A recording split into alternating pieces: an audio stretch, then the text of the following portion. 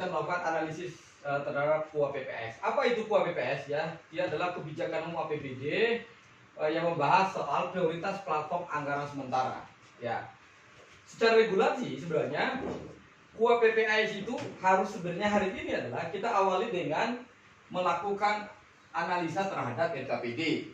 Nah, RKPD ini menjadi dasar bagi pemerintah daerah dan DPRD untuk menyusun dan membahas bersama KUA PPAS untuk tahun 2023 ini. Nah, lalu KUA PPAS ini setelah disepakati dia akan dibahas lagi di dalam pembahasan RAPBD. Maka ada beberapa pertanyaan penting yang harus diajukan oleh DPRD, ya, kemudian oleh tim pakar juga nanti adalah seberapa besar atau bagaimana konsistensi KUA PPAS dengan RKPD, kemudian KUA PPAS dengan RPJMD, ya. Nah, kenapa harus melihat atau membaca soal konsistensi? Ingat bahwa RKPD ini struktur pembentuknya adalah ada dua metode. Yang pertama adalah dia hasil musrenbang, ya, musyawarah rencana pembangunan, yang itu adalah domainnya eksekutif, yang juga melibatkan DPRD. Yang kedua adalah hasil resesnya DPRD, proses penjaringan aspirasi yang dilakukan oleh DPRD. Ini legislatif, ya. Kemudian ini adalah eksekutif. Ini ada dua struktur yang kemudian dibahas, nah sudah telah dibahas DPRD itu artinya sudah jadi RKPD. RKPD ini menjadi acuan bagi pemerintah daerah dan DPRD untuk menyusun dan membahas KUA PPAS. Oke, kita lihat. Nah, yang paling penting pertanyaan yang harus diajukan adalah, ya, bagaimana konsistensi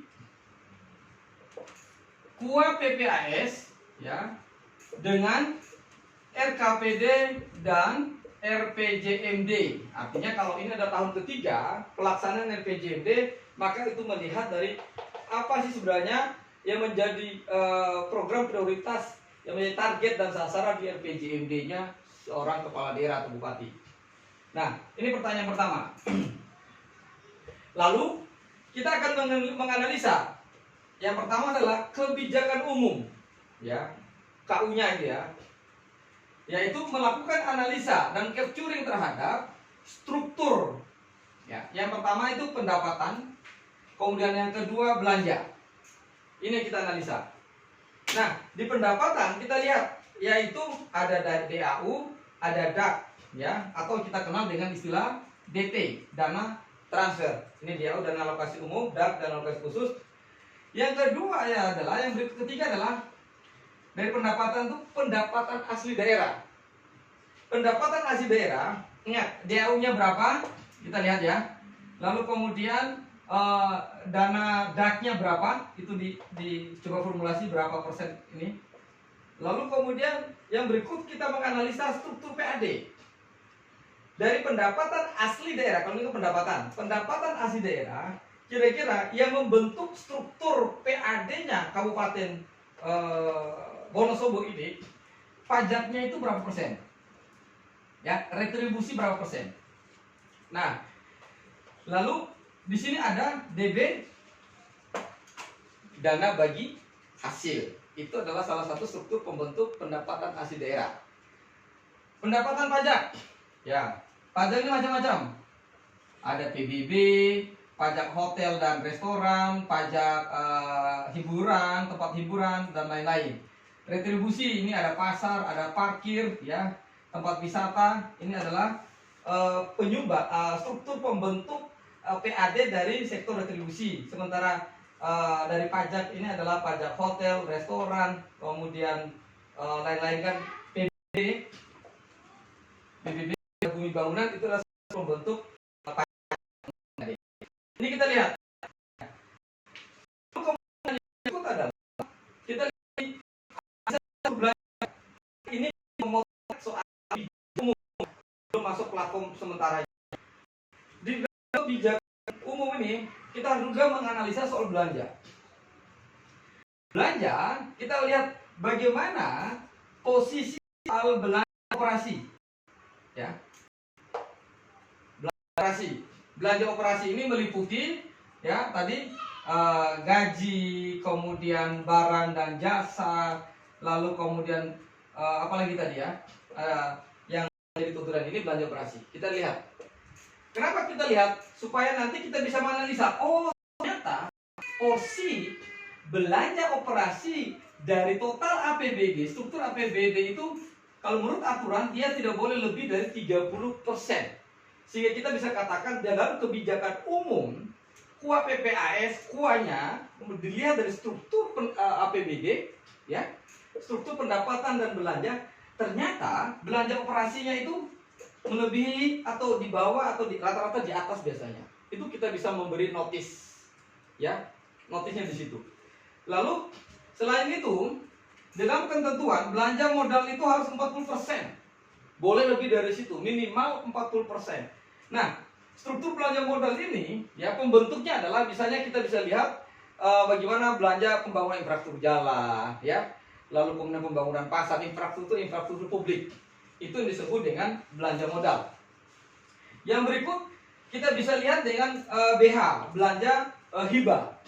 Nah, ingat di belanja modal ini yang paling penting adalah kita sudah bisa mengajukan pertanyaannya dengan melihat belanja modal atau 3 struktur tadi.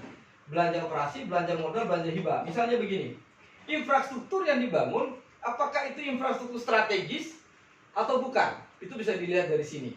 Misal, bahwa mayoritas wilayah di Wonosobo itu adalah wilayah pertanian. Dia lalu kemudian sebagai pembentuk misalnya begitu. Nah, seberapa besar? Karena kemarin muncul di dalam LAPBD itu bahwa masyarakat itu membutuhkan akses jalan-jalan ke wilayah pertanian yang hari ini belum terfasilitasi. Nah, harusnya itu menjadi prioritas. Tetapi kita bisa mengajukan bagaimana kebijakan APBD 2023 dilihat dari KUAP, prioritasnya itu kemana? Apakah menyambung nggak dalam aspek belanja modal tadi? Ya, kemudian di dalam prioritasnya yang sudah ditentukan di RPJMD dan RKPD. Oke. Lalu yang terakhir adalah di belanja hibah. Idealnya adalah belanja hibah ini adalah belanja yang diperuntukkan ya bagi kelompok masyarakat, bagi organisasi yang kemudian harapannya ketika diberi hibah itu mampu meningkatkan kesejahteraan, mampu mendorong daya saing pertumbuhan ekonomi. Ini idealnya harusnya begitu. Tetapi kalau hanya belanja hibah hanya sekedar sebagai panadol ya paracetamol ya dalam keputusan politik, maka dia hanya punya efek elektoral saja sebenarnya, efek like and dislike sebenarnya, tidak punya efek bagaimana belanja hibah ini mampu menciptakan daya ungkit pertumbuhan ekonomi. Nah, ini harus dilihat.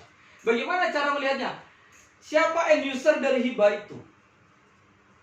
Penerima hibahnya itu siapa? Nah, ini yang harus ditelaah nanti di dalam PPAS-nya. Oke, ini sudah ya.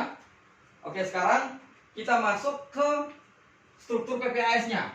Sudah, ini ada 2 pertanyaan penting. Saya kira bisa ini dengan pertanyaan bagaimana persentase struktur APBD dilihat dari komposisi persentase belanja operasi dan belanja modal. Oke, sudah? Oke. Sekarang saya masuk ke poin kedua, PPAS-nya. Ya, prioritas plafon anggaran sementara. Kenapa disebut PPAS?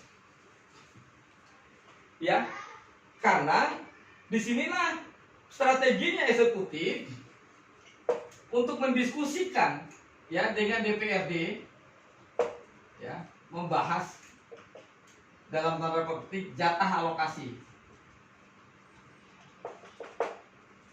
Harusnya DPRD meminta kepada eksekutif sebelum pembahasan KUA PPS minimal ada pendalaman RKPD oleh masing-masing komisi tentang program dan kegiatan tadi itu. Gitu. Ya, ini. Nah, yang kedua analisis. Sorry. PPS-nya.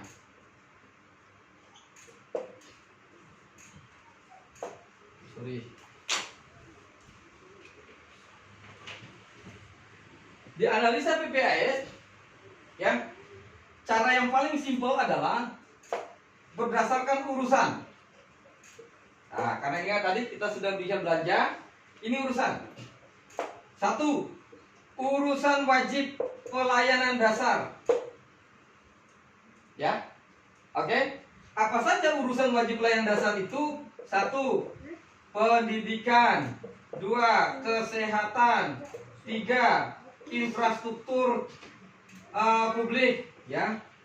Ini. Jadi yang pertama masukkan dulu urusan berdasarkan urusan wajib. Nah, di sini kan platformnya tuh, anggarannya kan? Itu. Pendidikan berapa, kemudian kesehatan berapa, kan ada tuh di lampiran kan? Ini poin pertama. Yang kedua, setelah wajib pelayanan dasar, kita lihat urusan wajib bukan pelayanan dasar. Ya. Yang ketiga adalah urusan otonom. Urusan otonom ini ada pariwisata, ada pertanian, ya, ini dan lain-lain. Ini cara kita mengetahui soal menjawab pertanyaan pertama, kemana prioritas anggaran di 2023 dengan membaca semakin rigid kan, dengan melihat bagaimana urusan wajib pelayanan dasar dilihat dari pendidikan, kesehatan, ini dilihat angkanya. Kan disebutkan sudah sampai kegiatan toh, ya. Nah itu dilihat dari situ. Jadi caranya bagaimana begini? Hugo atau Nur plotting total alokasi anggaran di KUA PPAS di bidang urusan wajib pelayanan dasar bidang pendidikan persentasenya sekian dari APBD. Oke? Yang peruntukannya A, B, C, D. Kan tinggal copy paste aja di bawahnya kan. Kita kan nggak perlu ngulangi lagi. Yang kedua adalah total alokasi APBD untuk urusan wajib pelayanan dasar bidang kesehatan sekian persen. Total alokasi APBD untuk urusan wajib pelayanan dasar bidang pembangunan infrastruktur publik itu sekian persen, itu masuk. Begitu juga dianalisa soal urusan wajib yang bukan pelayanan dasar dan urusan otonom. Otonom kan pariwisata, pertanian, perkebunan, perikanan, itu kan urusan yang otonomi daerah. Nah, dari situ sebenarnya stressing yang mau kita lihat. Contoh, pendidik di bidang kesehatan itu adalah dia DAK. Yang konsep belanjanya dia sudah Ermak. Ermak itu perintahnya konstitusi adalah bahwa 20% itu untuk kesehatan, 10% untuk pendidikan. Kan begitu ya? Maka nanti Hugo, Nur itu harus menghitung porsi alokasi APBD untuk kesehatan apakah sudah di angka 20%, pendidikan itu di 10% atau tidak, karena konstitusinya bilang begitu. Berarti dari total APBD sesungguhnya 30% itu sudah tidak perlu dibahas anggarannya. Hanya skala prioritas programnya itu yang perlu kita lihat. Misal, contoh, berapa persen alokasi APBD untuk beasiswa? Contoh ini, bagi masyarakat miskin yang tidak mampu. Berapa besar alokasi APBD ya bidang kesehatan tadi dari 20% untuk masyarakat miskin yang tidak mampu. Oke? Itu bisa dilihat itu. Nah, lalu di dalam infrastruktur, ini rata-rata kan dana DAP juga. Ya, yang tadi itu. Artinya ini masuk belanja belanja modal. Nah, ini bisa dilihat alokasi pembangunan infrastruktur untuk daerah-daerah strategis yang tadi dalam rangka misalnya pemulihan ekonomi, pertumbuhan ekonomi sebagai prioritas itu seberapa. Lalu kita lihat anggarannya, persentase itu. Oke, sudah? Ada pertanyaan? Ayo, gak apa-apa Nur, ayo sambil ngopi, ya kan? Terus itu sebenarnya sudah bisa terbaca di kajian PPAS-nya nggak sih Pak, tentang analisis program-program masing-masing OPD atau urusan gitu? Sudah. Itu sudah bisa dibaca sebenarnya di dalam KUA. Makanya kan KUA itu kebijakan umum. Ya, itu bisa dibaca di dalam kebijakan umum. Oke? Coba sudah buka KUA belum? Coba buka KUA. Nur, coba buka Kalau kuah. di kuah kan isinya gelondongan semua kan? Enggak, ada pengantarnya itu loh. Oh. Coba pengantar bupati, pengantar bupati. Ah, kopinya enak. Yuk, ini. Coba baca dulu di kuahnya, oke? Nanti kita lanjut.